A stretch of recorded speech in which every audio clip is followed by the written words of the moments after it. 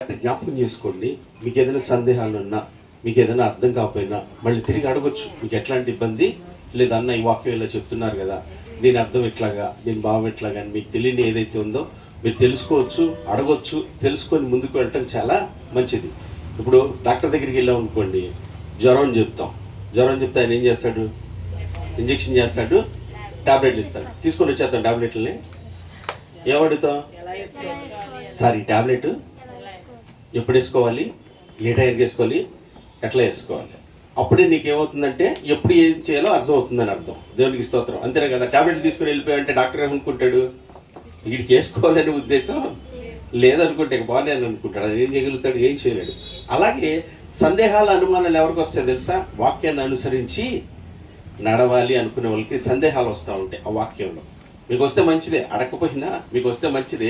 అలా అని చెప్పి దాన్ని మనసులో పెట్టుకొని అట్లాగే పెట్టుకొని ఉండొద్దు. అన్న ఇలా చెప్తున్నారు కదా, ఇలా అంటున్నారు కదా, వీటికి ఏంటి అనే సందేహాలు ఉన్నప్పుడు మీరు చక్కగా అడగండి, తెలుసుకోండి. దేవునికి స్తోత్రం కలుగును కాక. ఇంకో విషయం జాగ్రత్త జ్ఞాపకం చేసుకోండి.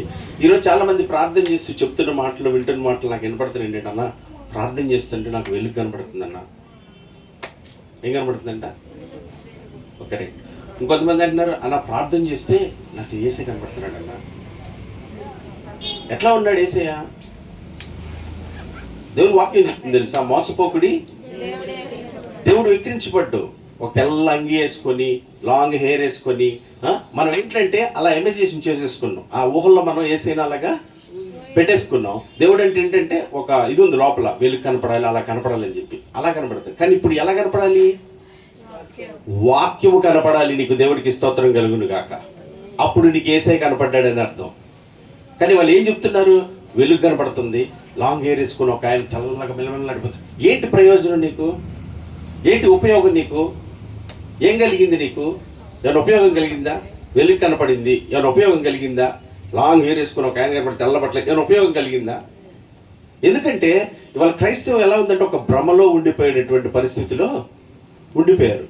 ప్రార్థన చేసేవాళ్ళు కూడా దేని మీద మనసు పెడుతున్నారంటే ఒక ఊహా చిత్రాన్ని పెట్టుకొని మన ముందు దాని మీదే చూసి చేస్తున్నారు. కానీ వాళ్ళు ఎలా ఉంది? వాక్యమై ఉన్నాడు దేవుడు. దేవునికి స్తోత్రం కలుగునుగా. ఏం కనపడాలి నీకు నాకు? వాక్యము కనపడాలి. నేను హెచ్చరించేదైనా, నీకు మేలు చేసేదని, నీకు ఏం చేసేదైనా, సరి చేసేదైనా వాక్యమే కనపడుతుంది. ఒక క్రైస్తవుడికి యథార్థంగా హృదయంలో వాక్యం కలిగిన వాడికి, దైవ చిత్తాన్ని నెరవేర్చాలనుకునే వాడికి, దేవుని మీద మనసు ఏం కనపడుతుందంట?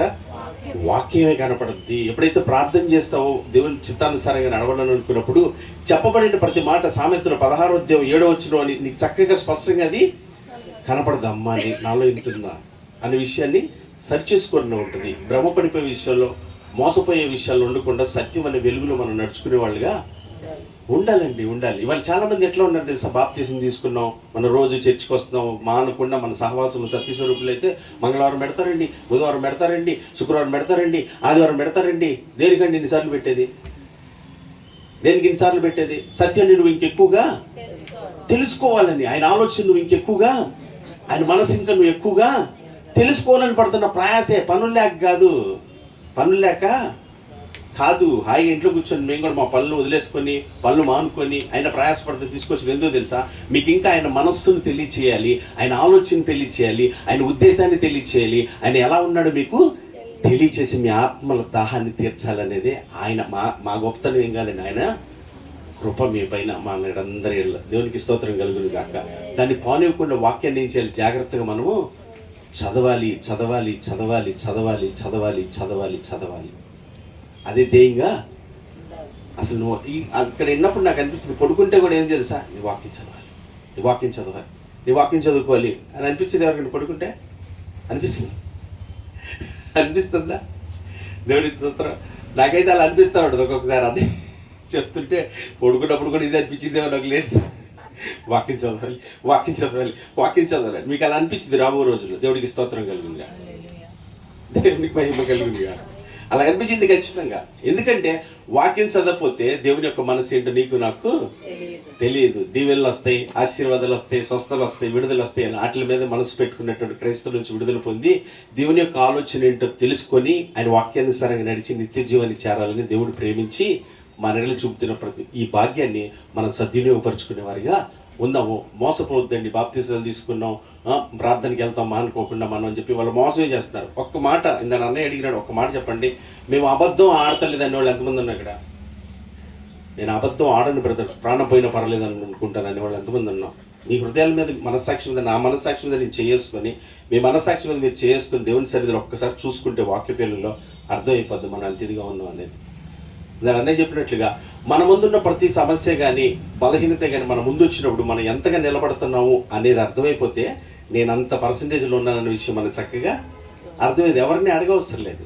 నాకు ధనం అనే పిచ్చి ఉందనుకోండి, ఆ ధనం నా ముందు కనపడగానే నేను ఎట్లా ఉన్నానో దాని వైపు చూస్తే అప్పుడు నా ఇదేంటో తెలిసిపోద్ది నాకు. నేను స్తోత్రం అర్థమవుతుంది మీకు. అలా పరీక్షించుకుంటున్నారు మిమ్మల్ని మీరు? అలాంటి పరీక్షలు జరుగుతున్నాయా?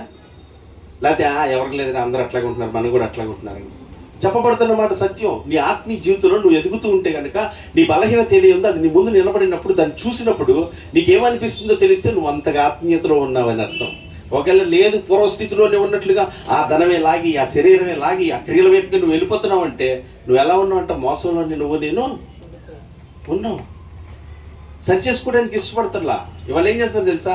ఎవరు చేయరండి, ఆ మాత్రం శరీరంలో ఉన్నప్పుడు ఎవరన్నారండి మరి నువ్వు అలా ఉండాలంటే అని మోసపోయేటటువంటి పరిస్థితుల్లోనే వెళ్ళిపోతున్నావు. దైవజన్మ మోసపోవద్దు, దేవుని మీద ఆధారపడదాం. మన బలహీనత లేని ఆయన బలమును పరిపూర్ణం చేసేవాడు మనకున్నాడు, మనకు సహాయం చేసేవాడు ఉన్నాడు, మనల్ని ఆదరించేవాడు ఉన్నాడు, మనల్ని బలపరిచేవాడు ఉన్నాడు, మనల్ని నిలబెడిచే నడిపించేటటువంటి గొప్ప దేవుడు మనకున్నాడండి. దేవునికి స్తోత్రం కలిగింది కాక. గొప్ప శుభవార్త ఏంటి తెలుసా? మనకదేనండి, మనకదే గొప్ప శుభవార్త. ఏమీ తెలియని జీవితాల్లో, ఏమీ అర్థం కాని జీవితాల్లో సత్యం విలువేట్టు తెలియజేసి రుచింపు చేసి ఆహా ఎంత మధురంగా ఉందని తెలుసుకునే విధంగా చేసి నడిపించే గొప్ప దేవుడు మనకున్నాడు. స్కూల్లో టీచర్ ఏం చేసి తెలుసా? పాఠాలు చెప్పి రేపొద్దున్న కనుక నువ్వు రాసుకుంటా రాపోయావా అరే కృష్ణవర్ అని చెప్తే ఏం చేస్తే ఇక్కడ వణికిపోతూ ఉంటావు. అమ్మో రేపు వెళ్ళలేదనుకో, రాయలేదనుకో అని స్కూల్ ఎగ్గొట్టేసేవాళ్ళు చేసేవాళ్ళు ఉంటారు. కానీ నా యజమానుడు పనిచ్చి ఆ పని చేయడానికి సామర్థ్యతని, శక్తిని, బలం కూడా తానే దయచేసేటటువంటి గొప్ప దేవుడు అండి. దేవునికి స్తోత్రం కలిగింది కాక. ఆ గొప్ప ప్రేమను నువ్వు ఎప్పుడైతే తెలుసుకుంటావో, ఆయన మీద ఎప్పుడైతే ఆనుకుంటావో, ఆయన మీద ఎప్పుడైతే ఆధారపడతావో, ఆయనకి ఎప్పుడైతే అప్పగించుకుంటావో నీ మీద సర్వాధికారం ఆయనకి ఇవ్వాలండి. ప్రభా నీకు అప్పగిస్తున్నాను ఆయన నడిపించు అని కనుక ఆయన సంపూర్ణంగా అప్పగించుకుంటే కనుక చక్కగా సత్యము, జీవం, నీతి మార్గులైన నడిపిస్తాడంతే. దేవునికి మహిమ కలిగినగా. హల్లెలూయా. ఆ కృప మనందరి ఏడలో చూపించాలని ఆయన ఇష్టపడుతున్నాడు. నేను సంతోషంగా చెప్పగలను ఈ మాట. నేను మిమ్మల్ని అందరినీ తండ్రి కుమారుని చేపట్టి నడిపించినట్లుగా నడిపించాలని ఇష్టపడుతున్నాను. నేను మీరు ఇష్టపడితేనే, మీరు చేయిస్తేనే, మీరు హృదయాన్ని ఆయనకి ఇస్తేనే, మీరు ఇష్టపడి రండి ప్రభా మీకు ఇస్తున్నాను, నా మీద సర్వాధికారం నీకు ఇస్తున్నాను, నా ఆలోచన కాదయ్యా పక్కన పెడుతున్నాను, నీకు అప్పగిస్తున్నాను, నీకు ఇచ్చేస్తున్నాను, ఇది నీది, నీ సొత్తు, నీ స్వాస్యం, నువ్వు వెలపెట్టి కొనుక్కున్న సొత్తు అయ్యా నీకు ఇస్తున్నాను, నువ్వు వాడుకునే ఇష్టానికని సంపూర్ణంగా నువ్వు ఇష్టపడి అప్పగించుకుంటే నువ్వు ఏది కష్టం అనుకుంటున్నావో, ఏది నీ వల్ల కాదనుకుంటున్నావో, ఏది నువ్వు చేయలేను అనుకుంటున్నావో, ఇప్పటి వరకు ఏది చేయలేక ఆగిపోయావో అది సునాయాసంగా జరిగించడానికి ఆయన సిద్ధంగా ఉన్నాడు. క్రీస్తుకి మహిమ కలిగింది కాక. నువ్వు ఇష్టపడతావు, మరి ఆయన మాటకు లోబడతావా? లోబడతానన్నంత ప్రార్థించేంత కళ్ళు మూసుకున్నట్లు 2 నిమిషాల పాటు చెప్పబడిన ప్రతి మాటని జ్ఞాపకం చేసుకుంటాం. ఒక 2 నిమిషాల పాటు ప్రతి ఒక్కరు ఆయన మంచి అవకాశాన్ని కలిగిస్తున్నాడు. అసత్యంలో, అబద్ధంలో, లోకంలో, మాయలో ప్రతి క్షణం జారిపోతూ, తప్పిపోతూ, పడిపోతూ, బలహీనుడు అయిపోతున్నా నీ ఎడలేని ప్రేమను చూపిస్తూ ఆయన సన్నిధికి తీసుకొచ్చాడు. ఆయన మాటలు వివరిస్తున్నాడు. నేను సత్యవంతుడును, నీతిమంతుడును, యథార్థుడును, పరిశుద్ధును. నువ్వు అజ్ఞాని వల్లే, అవివేకులే, బుద్ధిహీనుల వల్లే ఉండకుండా నా మాట వినండి. విని విడిచిపెట్టగా దాన్ని ప్రవర్తన రూపంగా మీరు నడవాలని ఇష్టపడుతున్నాను. నువ్వు నడవలేవు నీ వల్ల కాదు, నువ్వు చేయలేవు నీ వల్ల కాదు, నీకు అసాధ్యములే, ఆయనకి సమస్తము సాధ్యం అంటుండగా నా తండ్రి ఇదిగో నా మీద సర్వాధికారం నీకు ఇస్తున్నా. నా తండ్రి నా పైన నీకు సర్వాధికారం నీకు ఇస్తున్నా. నన్ను ఏలయ్యా, నా హృదయ సీమని నువ్వు ఏలుదేవా, రారాజువై నువ్వు ఏలుదేవా, నా హృదయ సింహాసనంపై నువ్వు ఆశీర్వై వాక్యమైన దేవా, ఏ ఆలవరికి అప్పగించుకుని ఎవరైతే ఇష్టపడుతున్నారో వాళ్ళందరం ప్రార్థించేది. 2 నిమిషాల పాటు పరిశుద్ధుడా నీకు స్తోత్రాలు, మహోన్నతుడా నీకు స్తోత్రాలు, నీ గొప్ప ప్రేమకు వందనాలు, నీ గొప్ప కృపకు వందనాలు. అయ్యా అయోగ్యులము, ఏ మంచి లేని వాళ్ళం నాయన, అయ్యా ఏ పార్టీ వాళ్ళ ఎంతటి వాళ్ళం మమ్మల్ని ప్రేమించి కృప చూపించి అయ్యా ఆదరించి హక్కును చేర్చుకున్నాం, ఆదరిస్తున్నాం, బలపరుస్తున్నాం. నీ హృదయాన్ని తెలియచేస్తున్నావు, నీ మాటను మాకు తెలియచేస్తున్నావు. మమ్మల్ని ఎంతగానో బలపరుస్తున్నందుకు నీకు వందనాలు చెల్లిస్తున్నా, నీకు స్తోత్రాలు చెల్లిస్తున్నా. నీ మాట సత్యం దేవా. బుద్ధిహీనుల వల్లే ఉన్నాం, అజ్ఞానుల వల్లే ఉన్నాం, బలహీనుల వల్లే ఉన్నాం. పలుమార్లు దారి తొలగిపోయి తీరం కనపడని గుడ్డి స్థితిలో ఉన్నాం నా తండ్రి నాయన. కానీ మా ఎడల కృప చూపించి మమ్మల్ని బలపరిచే దేవుడు మాతో ఉన్నావయ్యా.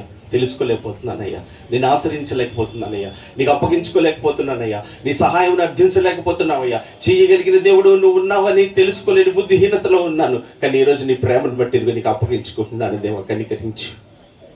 మా మీద సర్వాధికారం నీకు అప్పగిస్తున్నావు అయ్యా.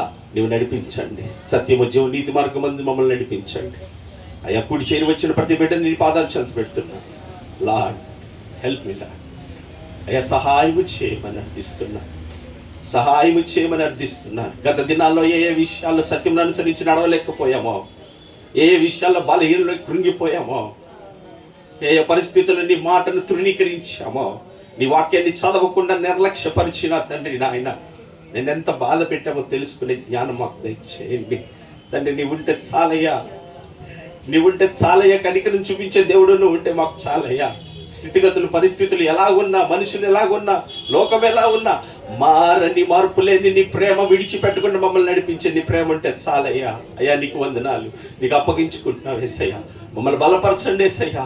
సత్యమందు మమ్మల్ని ప్రతిష్ఠించండి యేసయ్యా. నీతి న్యాయములు నీ సింహాసనమునకు ఆధారమై ఉండగా అయా, నీతిని, యథార్థతను, పరిశుద్ధతను కలిగి జీవించినట్లుగా బుద్ధిహీనత నుంచి, అజ్ఞానం నుంచి, అవివేకత నుంచి, మూర్ఖత్వం నుంచి, లోబడనితనం నుంచి దేవా మాకు విడుదలను ప్రసాదించమని ప్రార్థన చేస్తున్నాం నాయన. మా హృదయాలను కడిగి పరిశుద్ధపరిచిన ఆయన, నీవు రారాజువై వాక్యమైన దేవ ఏలునట్లుగా నిత్యము నీ వాక్యం మా జ్ఞాపకములలో నిలిచి ఉండినట్లుగా, విన్న మాట మా హృదయంలో స్థిరపరచబడినట్లుగా, మా నడతలలో, మా ఆలోచనలో, మా ప్రవర్తనలో, మా పనిపాటల్లో అంతటిలో నీ వాక్యాన్ని జ్ఞాపకం చేసుకొని నిన్ను ఆశ్రయించి నీ మీద ఆధారపడి ధన్యులో ఉన్నట్లుగా నా తండ్రి నడిపించు నజరేయుడు అని నీ పాదాలు చెంత పెడుతున్నాను ఆయన. నీకే వందనాలు, నీకే వందనాలు. నమ్ముట నీ వలనైతే నమ్ము, ప్రతివానికి సమస్తము సాధ్యమని అంటున్నావు నా తండ్రి నాయన. అయ్యా మా నమ్మిక నీవే, మా ధైర్యం నీవే, మా బలము నీవే దేవా. నీ పాదాలు చెంత పెడుతున్నాను. ప్రతి ఒక్క బిడ్డను బలపరిచి, ధైర్యపరిచి, విశ్వాసమందు స్థిరపరిచి, ఈ వాక్యానుసారంగా జీవించే భాగ్యం అందరికీ దయచేయండి నాయన. లోకంలో జ్ఞానులు సిగ్గుపరచుడుగా జ్ఞానులు లేవనెత్తుతానన్నాం. మేమందరం అట్టి వారమే దేవా, మేమందరం పనికి మాడవాళ్ళమే, పాపులే నాయన. మళ్ళీ మంచి లేదు, నీ ఉన్నావనే ధైర్యంతో నీకు అప్పగిస్తూ ఉండగా నీ ఆత్మచేత మమ్మల్ని అందరినీ నడిపించి నీ చిత్తాన్ని జరిగించి నీకు సాక్షులుగా ఉండునట్లుగా, మా సాక్ష్యాలు కాదు నా తండ్రి నాయన, మా జీవితంలో జరిగినవి కాదు, నువ్వు మా కొరకు చేసిన దాని కొరకు మేము నీకు సాక్షిగా ఉండునట్లుగా అయ్యా మమ్మల్ని అందరినీ బలపరచమని ప్రార్థన చేస్తున్నాను, స్తుతిస్తున్నాను, మీ పాదాలు చెంత పెడుతున్నాను నాయన. అయ్యా వారి కుటుంబాలను దీవించండి, ఆత్మీయతలో బలపరచండి. కుటుంబాల్లో ఉన్నప్పుడు నాయన ఒకరినొకరు వాక్యానుసారంగా నాయన జీవించే భాగ్యం దయచేయండి. వాక్యం ఎలాగ ఉండమంటుంది, వాక్యమైన దేవుడు ఏం చెప్తున్నాడు, ఎలాగ మాట్లాడమని, ఎలా ప్రవర్తించాలి జ్ఞాపకం చేసుకుని ఉండేవారిగా మేమందరం ఉండటకు సహాయం చేయండి. మాకు ఇచ్చినటువంటి మంచి కుటుంబాలను బట్టి, బిడ్డలను బట్టి నాయన కృతజ్ఞతలు. మాకు ఇచ్చిన రక్షణ బట్టి స్తోత్రాలు, పరిచర్యను బట్టి, సహవాసాన్ని బట్టి, ప్రేమను బట్టి నాయన తీరని రుణం ఆ బ్రతుకు జీవితం అది అట్లుండిపోవలసిందే దేవా. అందుని బట్టి స్తుతిస్తూ ఆ ప్రేమకు కృతజ్ఞతలు జీవించే భాగ్యాన్ని మా అందరికీ దయచేసి బలపరచమని అయ్యా. వాక్యమిత్త నీ దాసుని బట్టి స్తోత్రాలు, నువ్వు ఇచ్చిన కృపని బట్టి వందనాలు చెల్లిస్తూ ఇంక నువ్వు బలపరిచి నీ పనిలో, నీ పరిచర్యలు నీకు మహిమకరంగా, నీ చిత్తానుసారంగా, నీ నామ మహిమ కొరకు కుటుంబాన్ని ఇంక నువ్వు బలపరిచి దీవించి వాడుకోనమని ప్రార్థన చేస్తూ వచ్చిన బిడ్డల్ని, వారి కుటుంబాలని పాదాలు చెంత పెడుతూ నీ చిత్తానుసారంగా నడిపించమని నీకు అప్పగించుకుంటూ, సర్వాధికారం నీకు అప్పగిస్తూ మరొకసారి మీ సన్నిధికి వచ్చినప్పుడు మేమందరం వాక్యానుసారం నడిచే భాగ్యం అందరికీ దయచేసి నేను సంతోషపెట్టే బిడ్డలుగా చేయమని యేసుక్రీస్తు శ్రేష్టమైన నామమున ప్రార్థించి వేడుకొనుచున్నా నా ప్రియ పరలోకపు తండ్రి, ఆమేన్. పరలోకమందున్న మా తండ్రి, మీ నామం పరిశుద్ధపరచబడును గాక, మీ రాజ్యం మాకు వచ్చును గాక, మీ చిత్తమే పరలోకమందు నెరవేర్చున్నట్లు భూమి అందు నెరవేరును గాక. మాకు కావాల్సిన దినహారం నేడు మీరు మాకు దయచేయ మా తండ్రి. మాడల అపరాధం చేసిన వారిని మేము క్షమించలాగున మా అపరాధాలు క్షమించుతండి. మమ్మల్ని శోధనలో తేక కీడు నుంచి తప్పించండి. ఎందుకంటే రాజ్యము, బలము, శక్తి, మహిమ నిరంతరం నీవే ఉన్నావు తండ్రి. ఆమేన్. ఆశీర్వాదంతో ముగించుకుందాం.